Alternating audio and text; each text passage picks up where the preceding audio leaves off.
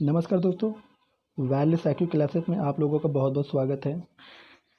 आप लोग दोस्तों हमारे वैल्यूज एक्यू क्लास के साथ साथ हमारे टेलीग्राम लिंक से भी जुड़ सकते हैं, जिसका लिंक आपको डिस्क्रिप्शन में मिल जाएगा। ठीक है फ्रेंड, तो विश्व भूगोल से संबंधित कुछ महत्वपूर्ण क्वेश्चन आपके लिए लाया हूँ, तो आप लोग इसके आंसर देने की कोशिश कीजिए। ठीक है फ्रेंड, तो चलिए अपने पहले क्वेश्चन की ओर बढ़ते हैं। जैसे हमारा पहला क्वेश्चन है, भारत और चीन के बीच अंतर्राष्ट्रीय सीमा रेखा है। भारत और चीन के बीच अंतर्राष्ट्रीय सीमा रेखा, तो दोस्तों आप लोगों को पता ही होगा ये फिलहाल। तो इसका जो पहला ऑप्शन है मैकमोहन रेखा, ये सही आंसर है। और दोस्तों यहाँ देखिए 3 ऑप्शन और दिए गए, मैगेनॉट, रेड क्लिफ रेखा और मेन रेप।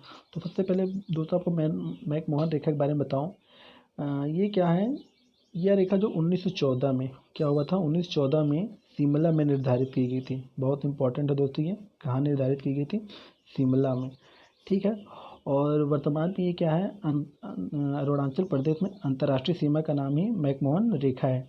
तो आप लोगों को और एक चीज़ और, भारत और चीन के मध्य जो अंतर्राष्ट्रीय सीमा है लैक, इसे क्या बोलते हैं हम लोग, लैक यानी कि लाइन ऑफ एक्चुअल कंट्रोल। ठीक है दोस्तों, यहाँ पर देखिए दूसरा ऑप्शन है मैगनॉट। जो मैगनॉट है दोस्तों, ये जो है फ्रांस और जो जर्मनी है, यानी कि जर्मनी और फ्रांस के बीच जो सीमा रेखा है, वहाँ की ये सीमा रेखा है। और रेड क्लिफ जानते हैं दोस्तों, रेड क्लिफ कहाँ की है दोस्तों, भारत और पाकिस्तान के बीच जो सीमा रेखा है वो क्या है दोस्तों, रेड क्लिफ रेखा, भारत और पाकिस्तान के बीच।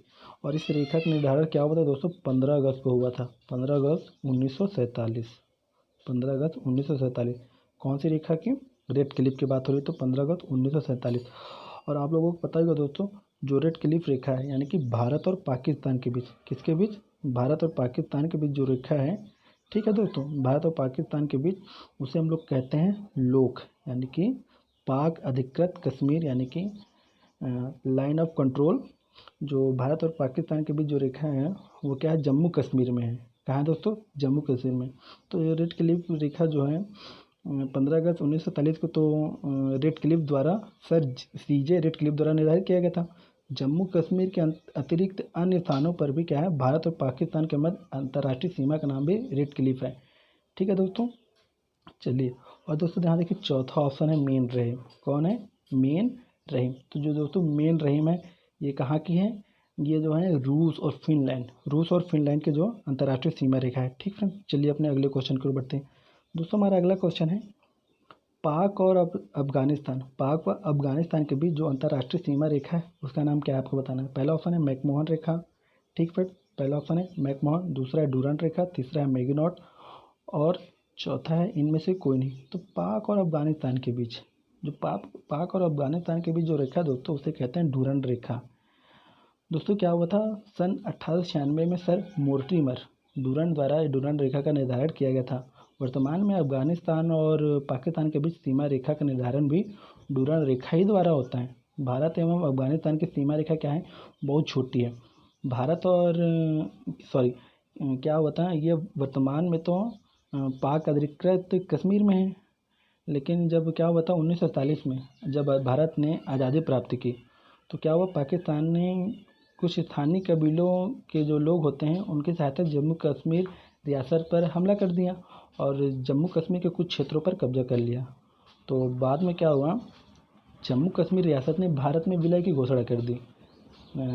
लेकिन क्या हुआ, मामला संयुक्त राष्ट्र संघ यूएनओ में चला गया और फिर भारत ने आक्रमण कर कब्जे वाले क्षेत्र को भारत में नहीं मिलाया।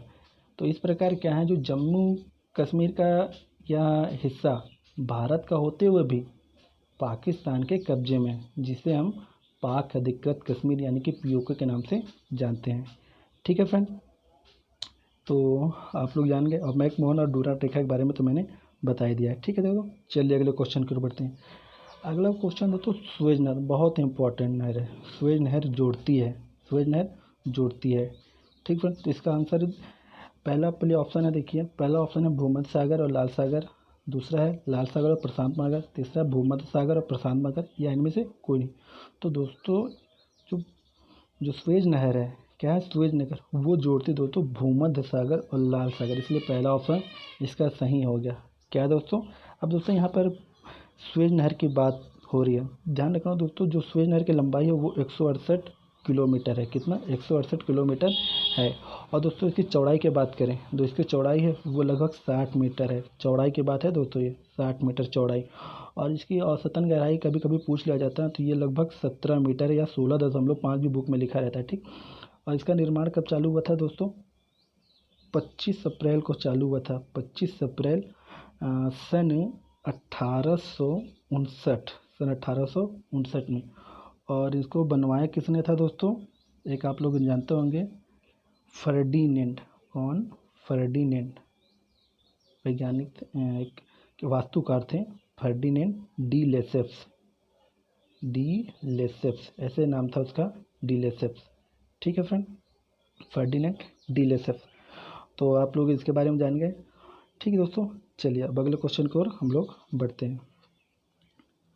अगला है दोस्तों, पनामा नहर जोड़ती है। तो पनामा नहर, ये पहला ऑप्शन है ह्यूरन झील और सुपीरियर झील, अटलांटिक महासागर और प्रशांत महासागर। नंबर 3 भूमध्य सागर या लाल सागर, और भूमध्य सागर और लाल सागर। और चौथा या फिर कोई नहीं। तो दोस्तों जो पनामा नहर है, इसकी बात हो रही है, पनामा नहर। तो देखो दोस्तों, आप लोग कुछ ट्रिक भी होते हैं उससे भी याद कर सकते हैं। जैसे सुएज नहर था तो उसको याद कर सकते थे आप लोग सुएज भूल। सुएज यानी सुएज नहर, और भू से भूमध्य सागर और ला से लाल सागर, ठीक। तो आज सुएज भूल याद करेंगे।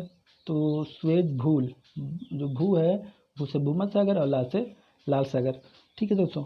अब जैसे यहाँ पर प्रशांत सागर जोड़ती है, पनामा नहर जोड़ती है दोस्तों हमारे अटलांटिक महासागर और प्रशांत महासागर को जोड़ती है। तो इसका ऑप्शन कौन है? दूसरा, अटलांटिक और प्रशांत महासागर, ठीक है दोस्तों। और अगर पनामा नहर की बात करें दोस्तों, तो पनामा नहर की जो लंबाई है, कितनी जो दोस्तों लंबाई जो है इसकी लगभग है 72 किलोमीटर। कितनी है? 72 किलोमीटर। और जो औसत चौड़ाई है वो दोस्तों लगभग है 90 मीटर। कितना है? 90 मीटर। और इसकी गहराई की बात करें तो गहराई दोस्तों 12 मीटर है। कितनी है? 12 मीटर है, ठीक है फ्रेंड। और चलिए अगले क्वेश्चन की ओर बढ़ते हैं।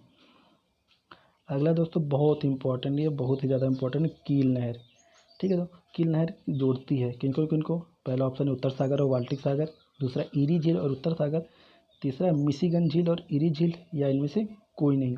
तो दोस्तों जो कील नहर हमारी जोड़ती है दोस्तों किसको? कील नहर है दोस्तों वो जोड़ती है हमारे बाल्टिक सागर और उत्तर सागर, यानी कि पहला ऑप्शन है दोस्तों, उत्तर सागर और बाल्टिक सागर को जोड़ती है। अगर दोस्तों कील नहर की बात करें, तो ध्यान रखना दोस्तों, ये विश्व की सबसे व्यस्ततम झील है।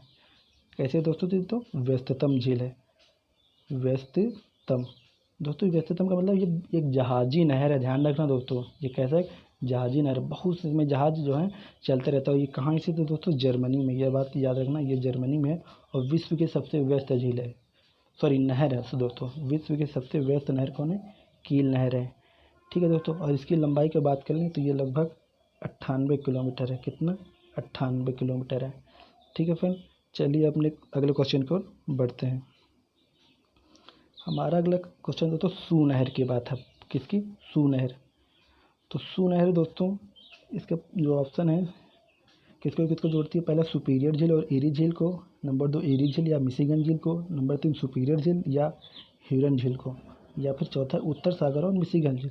तो ध्यान रखना दोस्तों, जो सू नहर है वो जोड़ती है हमारा ह्यूरन झील और सुपीरियर झील। सुपीरियर झील या ह्यूरन झील। तो ऑप्शन इसका हो गया 3। दोस्तों सू नहर की बात करें तो सू नहर दोस्तों ध्यान रखना, ये संयुक्त राज्य अमेरिका में है। कहाँ है दोस्तों? यूएसए में है, संयुक्त राज्य अमेरिका में है दोस्तों, ठीक दोस्तों। तो आज की ये बहुत इंपॉर्टेंट क्वेश्चन थे। अब आपको मैं एक होमवर्क दे रहा हूँ दोस्तों, आप लोग कमेंट करके बताइए, आपने अभी तक ये सब पढ़ा जैसे, तो आपने यहाँ पर एक देखा होगा मिशिगन झील की बात हो रही बार बार, कहीं कहीं जो है मिशिगन झील है। तो दोस्तों आपको ये बताना है कि जो मिशिगन झील है इसके बारे में कोई बहुत ही महत्वपूर्ण फैक्ट है, वो आप लोग कमेंट करके बताइए। जिसका कमेंट दोस्तों सही होगा उस फैक्ट के बारे में, कोई भी फैक्ट हो, तो उसका जो कमेंट होगा उसको लाइक करूँगा। अगर जो लाइक किया तो समझ लीजिएगा कि वो ऑप्शन आपका सही है, जो आपने कमेंट किया वो बिल्कुल सही है, ठीक है दोस्तों। तो मिलेंगे अपने नेक्स्ट वीडियो में, तब तक के लिए नमस्कार, बाय बाय। ठीक दोस्तों।